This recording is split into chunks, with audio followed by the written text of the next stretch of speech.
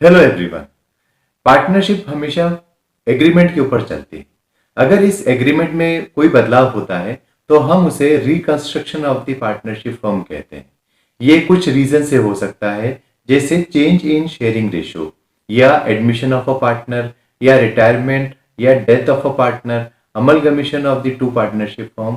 तो ये है reconstruction of the partnership firm. आज हम पढ़ेंगे कि पार्टनरशिप फर्म के चेंज इन शेयरिंग रेशियो में अकाउंट्स पे क्या इफेक्ट पड़ता है। आपसे रिक्वेस्ट है कि चैनल को अभी सब्सक्राइब करें और पार्टनरशिप से रिलेटेड वीडियो देखने के लिए बेल नोटिफिकेशन को प्रेस करें। चेंज इन शेयरिंग रेशियो में 5 चीज हम लोग यहाँ पर देखते हैं, कंसीडर करते हैं। सबसे पहला है determining the sacrificing ratio and the gain ratio. तो जब कोई एग्जिस्टिंग पार्टनर के रेशियो में चेंज लाता है तो इस कारण से हमें उसके सेक्रीफाइस और गेन को देखना पड़ता है। जैसे मान लीजिए किसी पार्टनर का रेशियो पहले 3/4 था, अब नया पार्टनर आया या एग्जिस्टिंग पार्टनर का ही रेशियो चेंज हुआ और वो 3/4 से कम होकर 1/2 पे आ गया, यानी उसने अपने हिस्से का 1/4 सेक्रीफाइस किया। तो sacrificing ratio is decrease in the ratio. इसका फार्मूला है old ratio minus new ratio. अब हम आते हैं गेनिंग रेशियो पे। तो जो एग्जिस्टिंग पार्टनर है जिसका रेशियो इंक्रीज हो गया या कोई न्यू पार्टनर बिजनेस के अंदर आया तो यहाँ पे उसका रेशियो इंक्रीज हो जाएगा, उसको गेन होगा। तो इसीलिए इसे हम गेनिंग रेशियो कहते हैं। गेनिंग रेशियो का फार्मूला है new ratio minus old ratio. तो नए पार्टनर को तो चूंकि वो 0 पे था तो इसीलिए उसके लिए तो सारा ही रेशियो उसके लिए गेनिंग रेशियो है। तो गेनिंग रेशियो और सेक्रीफाइसिंग रेशियो ये दो इंपॉर्टेंट चीजें जो हम चेंज इन प्रॉफिट रेशियो के अंदर कैलकुलेट करते हैं या एडमिशन ऑफ पार्टनर के टाइम पे हम कैलकुलेट करते हैं। Accounting treatment of goodwill. जब कोई पार्टनर का रेशियो चेंज होता है और यदि वो गेन कर रहा है तो वो सेक्रीफाइसिंग पार्टनर के लिए एक कंपनसेशन पे करता है, that is called the premium for goodwill. हमेशा इसको कैलकुलेट करने का एक फार्मूला है, that is the value of the goodwill of the firm into gaining ratio. तो हम लोग उसका पार्ट पता कर लेते हैं, गेनिंग पार्टनर कितना लेके आएगा प्रीमियम फॉर गुडविल। अब इस प्रीमियम फॉर गुडविल को सेक्रीफाइसिंग पार्टनर में बांटा जाता है। अगर अकेला हो तो पूरा पेमेंट उसे मिलेगा और अगर 2 लोग हो या 3 लोग हो या जितने पार्टनर सेक्रीफाइस कर रहे हैं उनको ये प्रोवाइड किया जाएगा। इसके अंदर 2 तरीके से हम इसको अकाउंटिंग में लेते हैं। पहला तरीका है दैट इज कि हम लोग पार्टनरशिप अकाउंट्स के अंदर उसको ट्रांसफर कर दे, पार्टनर्स कैपिटल अकाउंट में हम उसको ट्रांसफर कर दे। गेनिंग पार्टनर अकाउंट दिया to sacrificing partners capital account. तो एक तरीका तो ये हो गया। अगर मान लो कैपिटल फिक्स है तो गेनिंग कर पार्टनर्स करंट अकाउंट दिया to sacrificing partners current account. ऐसे ही कभी कभी हम लोग गुडविल अकाउंट ओपन करके भी हम इसे कर सकते हैं।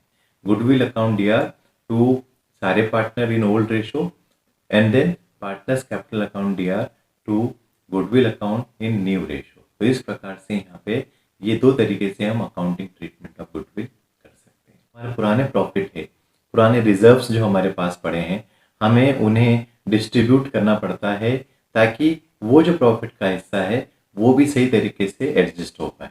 तो इसे ट्रीट करने के कुछ तरीके जो आज मैं आपके संग शेयर करने वाला हूँ। एक्यूमुलेटेड प्रॉफिट के लिए या रिजर्व्स के लिए हम लोग ये एंट्री करते हैं, reserves account DR, accumulated profit account DR to partners capital account in old ratio. एक तरीका और भी है, अगर लॉस हो जाए तो partners capital account DR to P&L account loss and to deferred revenue expenses. तो ये तरीके से हम लोग जो लॉस है उसकी एंट्री करते हैं। रीवैल्यूएशन अकाउंट, जब पार्टनरशिप रेशियो में चेंज होता है तो ये बहुत जरूरी हो जाता है कि हम अपनी असेट्स और अपनी लायबिलिटी को एक बार वापस से रिवैल्यूएट करें, रीअसेस करें, ताकि करेक्ट वैल्यू ऑफ असेट्स और लायबिलिटीज को हम लोग आगे कंटिन्यू कर सके, आगे लिख सके। अब इसमें पार्टनर के पास में 2 ऑप्शन होते हैं कि वो लोग डिसाइड करें। पहले ऑप्शन में वो ये डिसाइड कर सकते हैं कि हम जो चेंज इन वैल्यू हो रही है, असेट्स बढ़ रही है या घट रही है या लायबिलिटी इंक्रीज या डिक्रीज हो रही है, तो हम उसे लिखना चाहते हैं। So if they want to record तो वो बनाते हैं रीवैल्यूएशन अकाउंट। रीवैल्यूएशन अकाउंट बनाना का जो तरीका है, जिसके अंदर हम लोग जो प्रॉफिट होते हैं वो हम बाय साइड में लिखते हैं और जो हमारे लॉस हो रहे हैं वो हम टू साइड में लिखते हैं। तो प्रॉफिट 2 चीजों से हो सकते हैं। असेट्स अगर हमारी इंक्रीज हुई तो हमें प्रॉफिट होगा जो बाय साइड में आएगा, ये हमारी लायबिलिटी डिक्रीज हुई तो ये हमारा प्रॉफिट हुआ, ये भी हमारे बाय साइड में होगा। ऐसे ही रिवैल्यूएशन अकाउंट के जो टू साइड में लॉस लिखते हैं, ये तब होगा जब हमारी मान लीजिए असेट्स डिक्रीज हो गई तो हम लोग उसे टू साइड में लिखेंगे। और इसी तरह से अगर हमारी लायबिलिटी इंक्रीज हो गई, ये भी हमारे लिए एक लॉस है, तो ये भी हमारे लिए टू साइड में लिखने के लिए।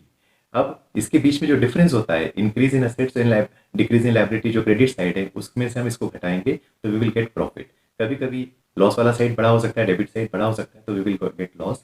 तो प्रॉफिट होने में हम लिखेंगे partners capital account to side में, डेबिट साइड में, और करंट अकाउंट, और अगर हमें लॉस होता है तो हम बाय साइड में बाय पार्टनर्स कैपिटल अकाउंट के रूप में लिखते हैं।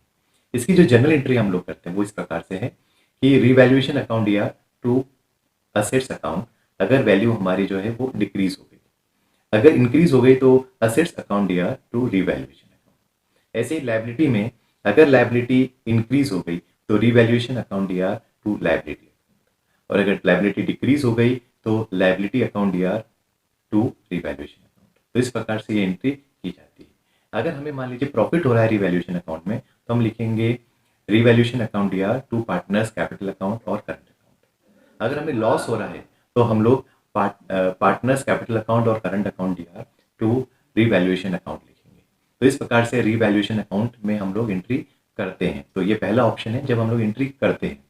अगर मान लीजिए हमें एंट्री नहीं करनी तो उस कंडीशन के अंदर हम लोग सारी इंक्रीज और डिक्रीज जो वैल्यूएशन है, ठीक है, उसे हम टोटल लगा लेंगे और माइनस कर लेंगे।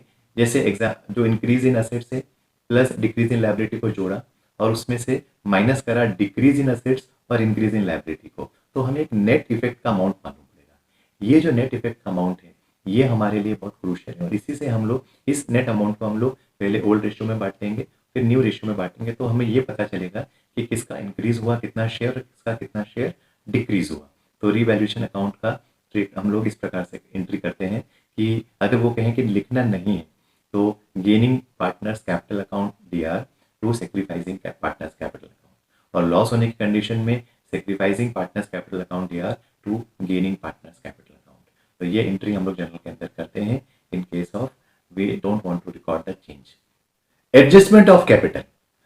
चेंज इन प्रॉफिट रेशियो में हम हमारी कैपिटल को दो प्रकार से एडजस्ट कर सकते हैं।